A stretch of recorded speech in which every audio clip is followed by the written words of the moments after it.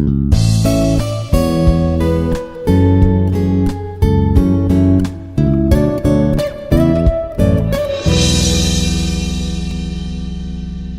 to IRE YouTube channel. It's me, Sridhar. Again, came to you with the different video presentations on classification of elements, different passive parameters, dependent and independent voltage sources. So coming to classification of elements, if you want to simplify any electrical circuit, better if we were provided with mathematical equivalent of the given electrical circuits and electrical elements.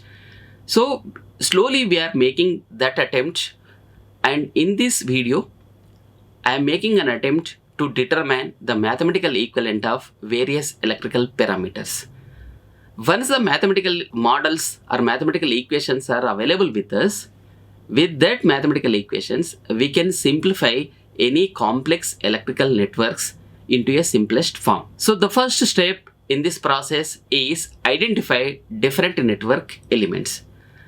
The network elements have been classified into active and passive, and another classification is linear and non-linear, unilateral and bilateral, time variant and time invariant, and lumped and distributed. These are the 5 broad classifications of network elements. That network elements are the mathematical models of electrical devices or electrical components which can be characterized by its voltage and current relationships at input or output terminals. So, active elements again furtherly divided into independent sources and dependent sources. And again, independent sources have been classified into ideal sources and practical sources. These ideal sources and practical sources, it may be a voltage source or current source. And coming to the dependent sources, this is VDVS. What is this VDVS? Voltage dependent voltage source. And CDVS, current dependent voltage source. VDCS, voltage dependent current source. And last, CDCS, current dependent current source. So these are the 4 dependent sources. And coming to the passive elements, these passive elements are the fundamental elements. Those are nothing but resistor, inductor and capacitor. So what exactly active element means and what exactly passive elements means? First, let us start this discussion by taking the examples. So the active elements are nothing but now voltage sources and current sources. What exactly that voltage source will do? Voltage source is nothing but it is an energy in component. So in the electrical circuit, if the voltage source is connected, then the main purpose, the main aim of the voltage source is nothing but it will give some electrical energy, or it will push, or it will provide some force on the charge particles in the electrical conductors. So this voltage source is nothing but it is the energy supplier to the electrical circuit which is connected to it. Similarly, current sources are also one kind of energy suppliers in any electrical circuit to which this electrical current source or voltage source is connected. So with this simple example, it is very clear that active elements are the sources of energy, or the elements which can deliver energy are called active elements. The active elements have the capability to deliver average power greater than 0 for infinite period of time to the connected devices. In the circuit where these energy sources are connected, it will supply some amount of electrical power. So the average power certainly it will be greater than 0 for a finite amount of period. So the best examples for active elements are ideal power sources, voltage sources and current sources, batteries, cells, etc. So the symbolic representation of the voltage sources or AC voltage source can be represented like this. DC voltage source is represented with positive and the negative plates in a small circle, then that is called as a DC voltage source. And inside the circle, if Tidal is connected just like a sinusoidal representation, then that is called as a AC voltage source. Now in that small circle, if arrowhead is represented, then that is nothing but the current source. Then coming to the passive elements. Now active elements where supplies the energy, passive elements consumes or dissipates to the surroundings, and sometimes it stores the electrical energy. Here, the examples for these passive elements are resistors, inductors, and the capacitors. See the beauty here. The resistor, it consumes electrical energy and it delivers in the form of temperature to the surroundings. Coming to the inductor, now just like a resistor, it also consumes the electrical energy, but it stores the electrical energy in the form of magnetic field. And coming to the last one is capacitor. This capacitor are also draws the electrical energy, it stores in electrostatic field. So that is the simple difference between resistor, inductor and the capacitor. Resistor dissipates, inductor stores in the magnetic field, capacitor stores in electrostatic field. So these are the examples for the passive elements. Then one more classification is linear and non-linear elements. So what is this linear elements? The circuit is said to be linear, or an element is linear in the nature if that element, across that element, if we are applying some voltage, then there will be a current through that particular element. If the voltage and currents are obeys the Ohm's law, then that element is called as a linear element. And linear elements also always obeys superposition theorem. This superposition theorem we will discuss in the forthcoming videos, where the network theorems we are going to discuss. Till that, please accept me. Linear elements always obeys VA relationship, and the VA relationship is always in linear in the nature. And if we could draw the relationship between voltage and current, it passes through the origin. The best example for linear elements are resistors, inductors and the capacitors.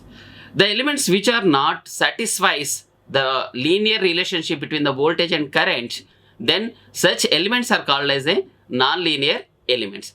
The example for non-linear elements are diodes, semiconductor devices like SCRs, triac, transistors, and some measuring elements to measure temperature, pressure, etc. That is nothing but the thermistors and all. These comes under non-linear category, and resistor, inductor and the capacitor comes under linear category. So only the thumb rule we had to remember here is the elements which obeys Ohm's law, or if the relationship between the voltage and current is linear, then such elements are linear elements. If the relationship between the voltage and current across and passing through it, if it is not linear in the shape, then such elements are called as non-linear elements. One more category is unilateral elements and bilateral elements. Now unilateral elements are, the examples for the unilateral elements are diodes, rectifiers and transistors. Now it is very clear now from the fundamentals of engineering or fundamentals of physics, it is very clear that diode allows the current in only one direction. That mode of operation is called as a forward biasing mode. Now in the forward biasing mode, current enters at the anode and leaves the cathode terminal. Now if the current is coming from cathode to anode, then it will not allow. So the diode is an element, it only allows the current through one direction only. Such elements are called as a unidirectional elements or unilateral elements. Conduction of current in one direction is termed as unilateral elements. And quite opposite to this, bilateral elements. Conduction of current in both the directions in an element with same magnitudes is termed as bilateral elements. The bilateral elements have same VI relationship for current flow in either direction. If it is coming from positive terminal, or if current comes from negative terminal, if the VI relationship is same, then such elements are called as bilateral elements. So if you had, the example for bilateral elements are any conducting wire, resistor, you take resistor, or inductance or capacitance. So these are the examples of our bilateral elements. And one more category is lumped elements and distributed elements. The lumped elements which are physically separable are called lumped elements. Now the example for is, now if you are taking only R and C, one set, or RL or LC or RLC. Now this is a small group of elements.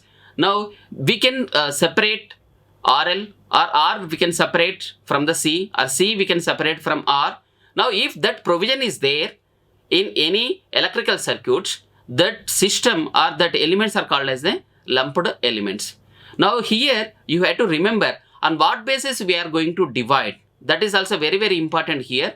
These lumped elements in the size, these are very small, and simultaneously if any action, if it is implemented on it, it will be, you can see the response immediately at the same instant of time. So there is no delay at all. Now once if you are doing something on the lumped elements, or if you are giving some cause, or if you are asking some variations, or if you are expecting some variations, immediately if you are applying the input signal, you can see the response all of suddenly at the same instant of time. So these lumped elements are almost close to or less than the wavelength of the applied signal. This is a very, very important point here. And the examples for lumped elements are resistors, inductors, and the capacitors. And one more is distributed elements, the elements which are not electrically, physically separable. Now separating electrically and physically, if it is not possible, such type of elements are called as distributed elements. The example for this distributed elements is a transmission line which has distributed resistance, inductance, and the capacitance along its length of the line.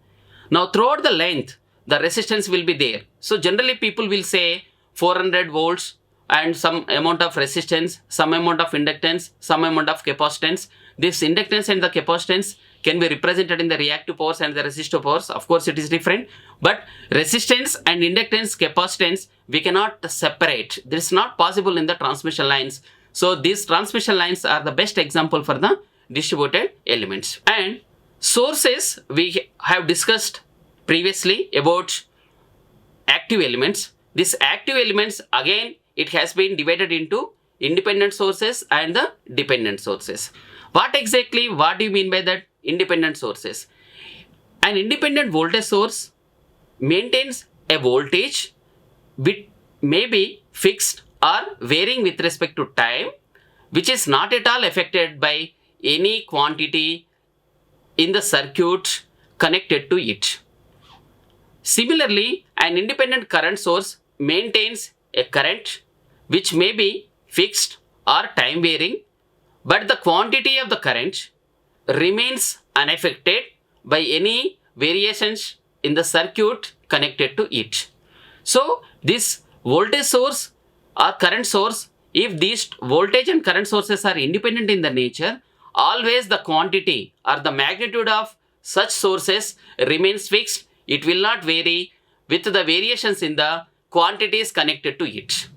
So in a very big electrical circuit, if such independent sources are connected in the circuit, means the magnitude of the circuits always remains fixed. But of course it may be time varying or time independent, but always the magnitude remains fixed.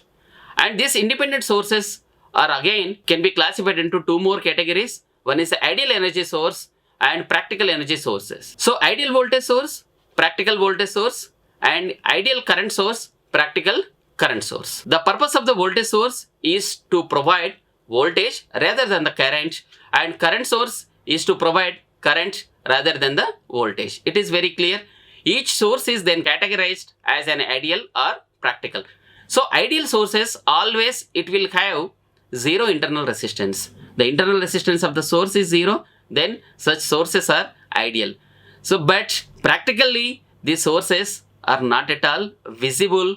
Now always all the sources are practical sources only, because constructing or developing a source with zero internal resistance is not at all possible. So because of this, ideal sources are the sources as a reference sources.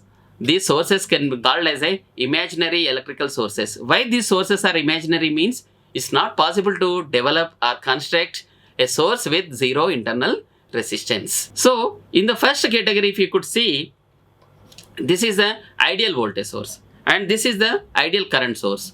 Now on the y-axis the voltage is there here, on the y-axis here the current is there, and in the x-axis of this ideal voltage source it may be a time or it may be current I. So even if time varies from 0 to infinity, the voltage remain fixed. So even time varies from minimum value to the maximum value, the voltage remain fixed. So this is not at all varying with respect to any variations in the circuit connected to it. So because of that, this is called as a ideal voltage source. Now same manner, current magnitude in this bottom figure, current magnitude also remain fixed in the magnitude with respect to the time variations from t is equal to 0 to infinity.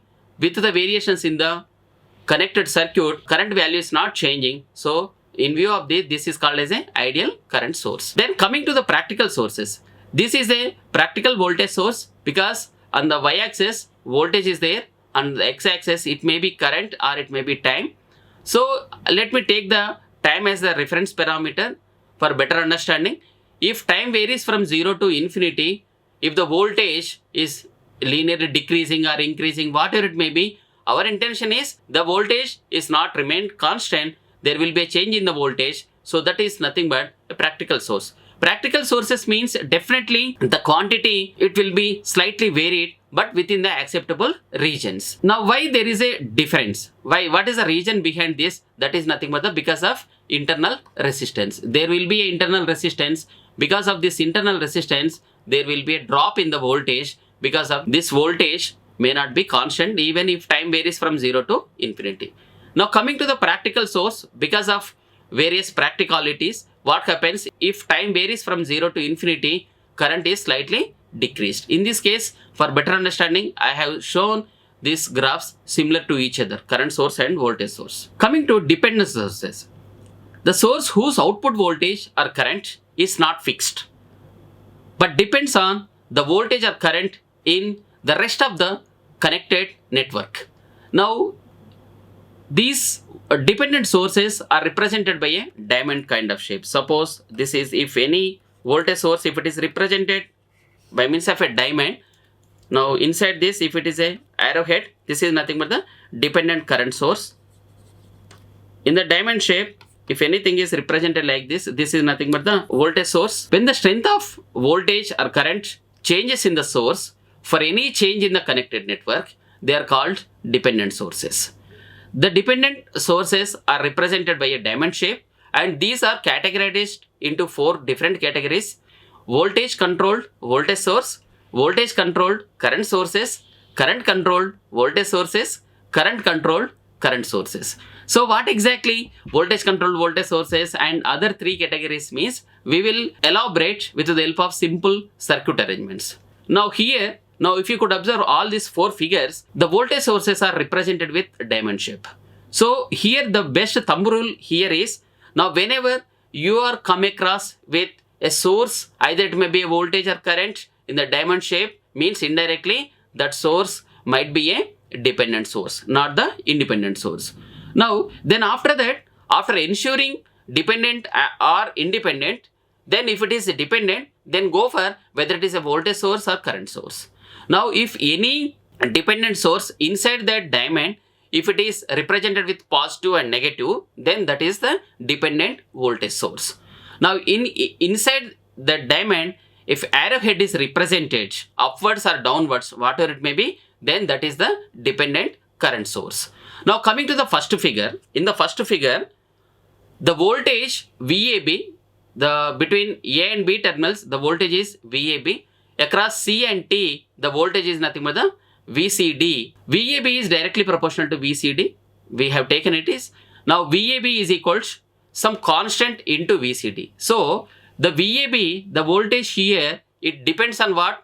It is depending on VCD. If VCD is nothing but that is the voltage drop across resistor. If the voltage drop across this resistor varies, then automatically your VCD will vary. If this VCD varies, our VAB also varies. Because the relation between VCD and VAB is nothing but VAB is equal to K into VCD.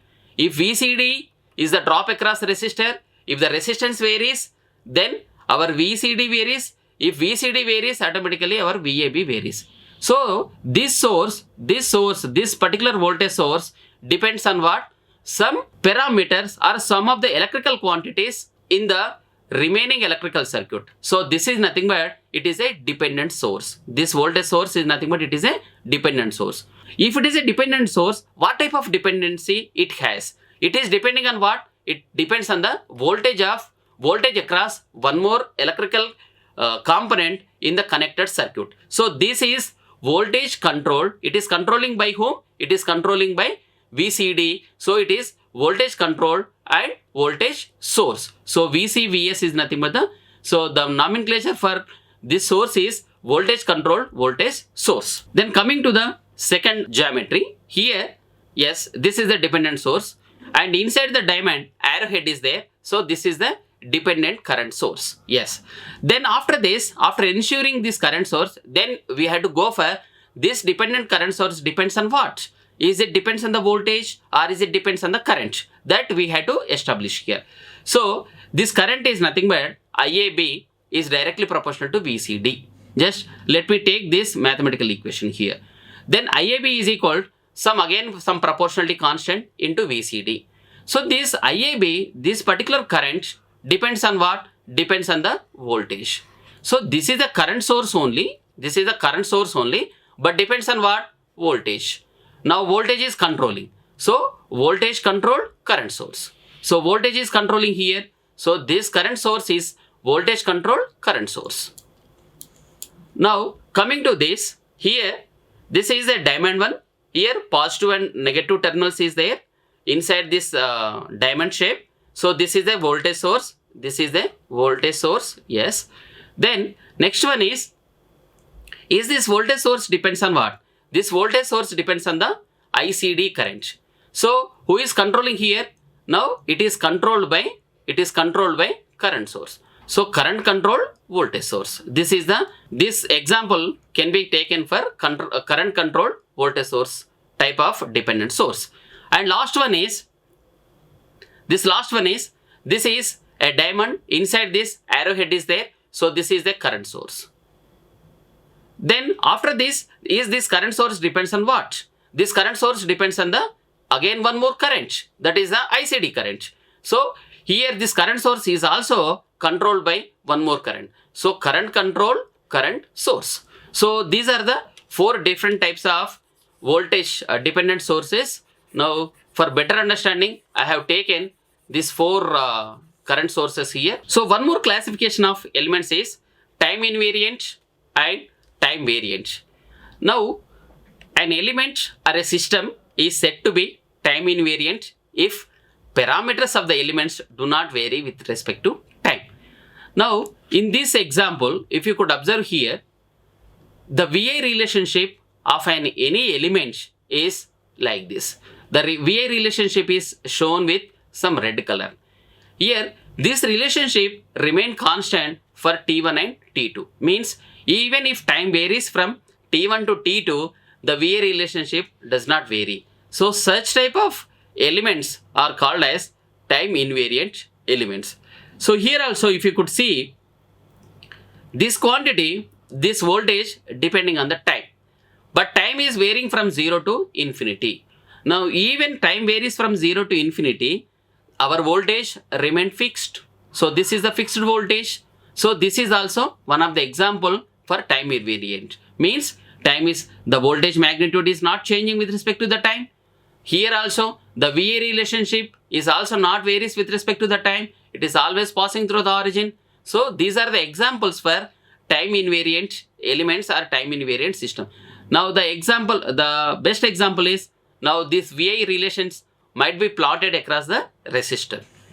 And time variant. Now time variant means if any quantity varies with respect to the time, now here at time T1, the VA relationship is like this. And if time varies from T1 to T2, then again VA relationship is also varied. So this is the example for time variant systems. The slope of the VA line changing from T1 to T2. So these type of elements are the elements which are obeying these kind of properties. Those are called as time variant elements. Now coming to the passive parameters. The passive parameters there are three types of passive parameters are there: resistor, inductor and the capacitor. A resistor is a passive two terminal electrical component that implements electrical resistance as a circuit element. These are used to reduce current flow, adjust signal levels, divide voltages, biasing active elements, and terminating transmission lines, and so and so. There are so many applications with these resistors. Now coming to the resistance, resistance is nothing but this is the property of the element having resistance to the flow of electrons or the current. So it is nothing but, in the simpler words, it can be said that that is the opposition created by the body for the flow of electrons or the current. The units for this resistance is ohms.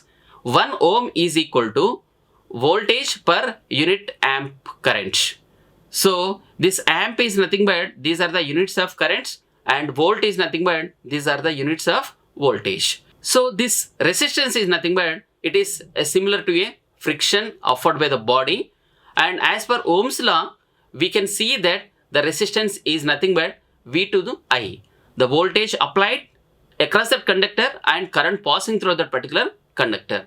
And how can you find out this resistance in another form? What are the other mathematical formulas are available for resistance? Means resistance is equal to rho into L by A. What is this L? L is nothing but the length of the conductor, A is nothing but the area of the cross section, and rho is nothing but the resistivity of that material. Now coming to how can you determine the resistance of any electrical quantity? So now there are some resistors are there in the market also. You can see different resistors. Now with the help of some color coding, you can easily find out the resistance of the resistors. As per this color coding, now if you are taking the first one, the resistor shown here. Now generally on the surface of this physical resistors, we can find 4 adjacent lines, or in some of the cases 3 adjacent lines, and one line it will be little bit far away and close to the terminal.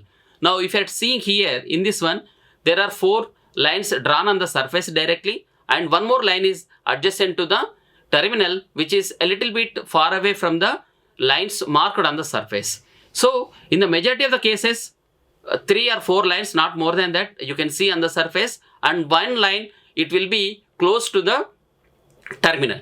So this line, this last line is nothing but, this particular line is nothing but it is called as a tolerance line. So here also, now you can see one line is close to the terminal, this last line is nothing but the tolerance line. And after that, if you are coming from this side, then this line is nothing but it is a multiplier line. Now the last one is multiplier, and first one is nothing but the first digit, second one is second digit, third one if you could see third digit. Now here you can see first, second and third. There are 3 lines are there. So these 3 lines tells us 3 digits, and by having the color of this particular line, you can identify the value here. So here I am talking about this the resistor represented here. Now first one is a green color. Green color means how much? Now this is there in the first position. So coming to the first position, black, brown, red, orange, yellow, green. So whatever the value here, 5.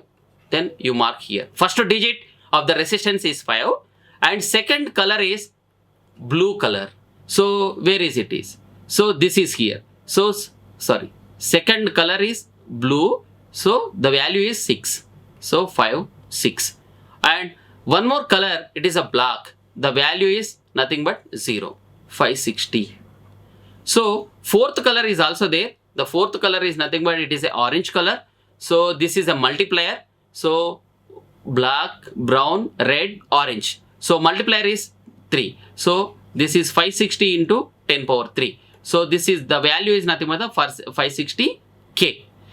So and last one is this a tolerance band. This is the silver band. So this is the 10%. So 560K at 10% tolerance. This is the value of this particular resistor. Now this type of resistors you can see in the market, and by having the resistor you find out the whatever the resistance value. This resistance value you can easily calculate with this color coding diagrams. And coming to this first one, now here there are only 3 bands are there, and in these 3 bands one is the last band, is it will go for multiplier, and last one is last, which is close to the terminal, is nothing but it is a tolerance band. And remaining two colors, one is the first one is nothing but it is blue. So whatever the blue position in the first, 6, right, 6. Then red, second band color is, it is a red color. So whatever the band value, so the band value is nothing but 6, 2. And there is no third division, third quantity is not there.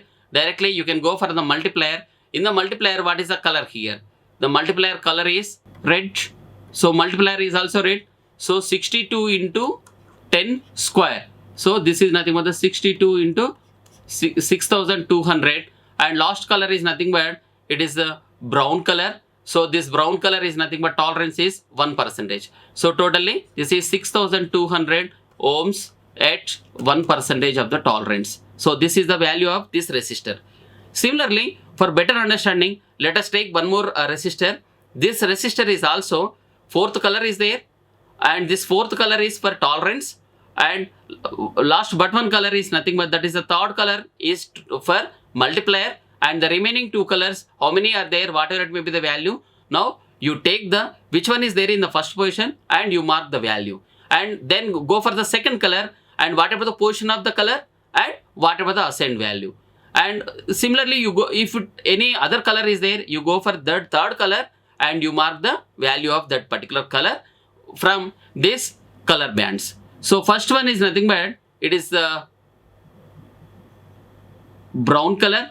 So the value is 1, and then next digit is 0. So it because it is a black color, this was 0, and then multiplier. So multiplier color is orange color. So orange color is 3. So this is nothing but the 10 power 3. So this is nothing but 10,000. So then last one is nothing but that is a tolerance value. So the tolerance, whatever the color of this, so color is nothing but, actually it was shown with yellow, but it is gold color. So for this gold color, whatever the value, that is the 5% value. So that is 10,000 ohms at 5%. So this is the value of the resistor. So this is the procedure we had to adapt to find out different resistance values of a practical resistors. Coming to the inductor, an inductor also called a coil, a choke, a reactor. It is a passive two-terminal electrical component that stores energy in a magnetic field when electric current flows through it. An inductor typically consists of an insulated wire wound into a coil around a core. So that is schematically shown here. The inductance is directly proportional to the number of turns in the coil. Inductance also depends on the radius of the coil and on the type of material around which the coil is wound. The units of inductance is Henry. So inductance L is equals the number of flux linkages per unit amps of current. L is equals N pi by I. So here again furtherly, whatever the pi can be written as B into A. So what is this B into A? B is nothing but the flux density. This is flux density. And A is nothing but this is the area of cross section. Area of cross section. So here pi value is this. And whatever the B is nothing but this can be written as mu into H. Whatever this mu is nothing but it is the permittivity of the material. H is nothing but mmf or ampere turns to the unit length of the line. So B can be written as mu into H. H is nothing but the N into I by L.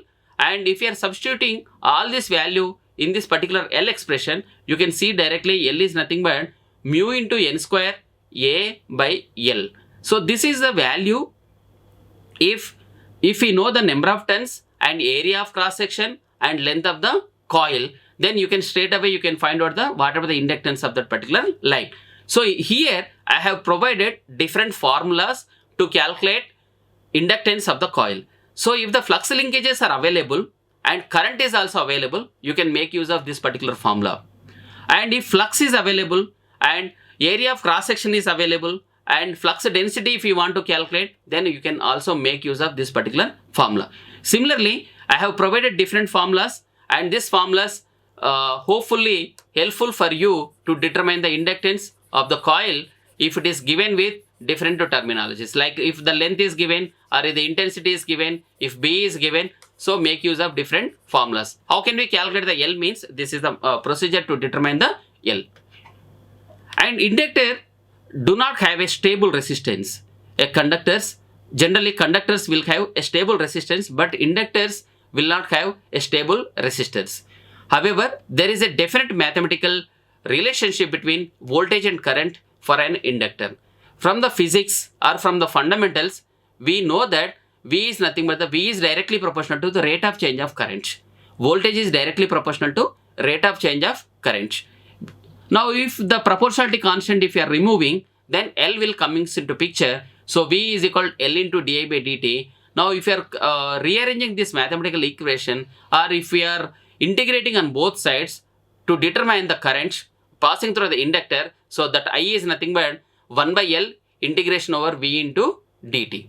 So, the major applications of these inductors are used in the filters to remove or to eliminate unwanted signal or unwanted ripples, and in some cases in some sort of sensors also these inductors are used.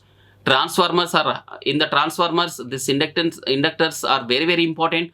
In the motors, without the inductors there are no electrical machines. So in energy storage elements are also these inductors are used. So and so you can take so many examples where the inductors are placed.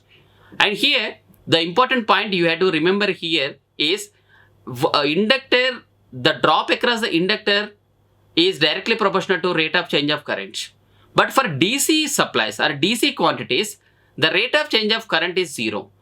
It means the voltage drop across the DC circuits, or if the DC supply is given to the inductor, then it will be 0. The drop across the inductor for a DC quantity, it will be 0. It is nothing but simply short circuited. And one more important passive element is capacitor. The capacitor is a component which has the ability or capacity to store energy in the form of an electrical charge producing a potential difference which is nothing but static in the nature across its plates, much be like a small rechargeable battery. So this capacitor almost looks like a rechargeable battery. It is made with two close conductors. These conductors are normally called as the plates. These plates separated by a dielectric material. The plates accumulate electric charge when connected to a power source. One plate accumulates with the positive charge, another plates accumulate with the negative charge.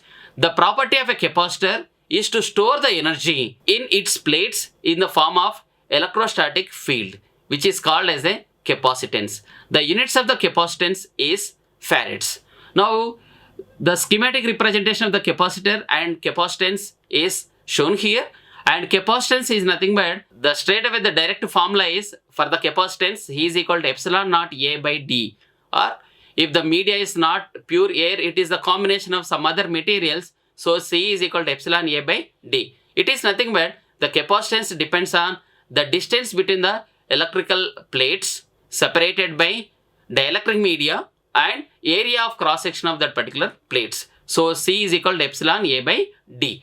So how much of electrical energy it will be stored inside the capacitor means of CV square. So capacitors like inductors do not have a stable resistance, and capacitance is the amount of charge a capacitor can store when a voltage is applied across it. So that is nothing but Q by V. Q is nothing but the charge in coulombs to the V is equal to voltage which is applied between the two plates. However, there is a definite mathematical relationship between the voltage and current for capacitors, that is equal to I is equal to C into dV by dt. Now again, if you are integrating this I is equal to C into dV by dt on both sides, to know the value of voltage which we have applied or the voltage developed between two electrical plates, V is equal to 1 by C integration over I into dt. So important applications are same as like inductors. These capacitors are also used to eliminate some unwanted ripples. Those are nothing but the filters, sensors, energy storage devices, etc. Like, share and subscribe. Hit the bell icon for more updates.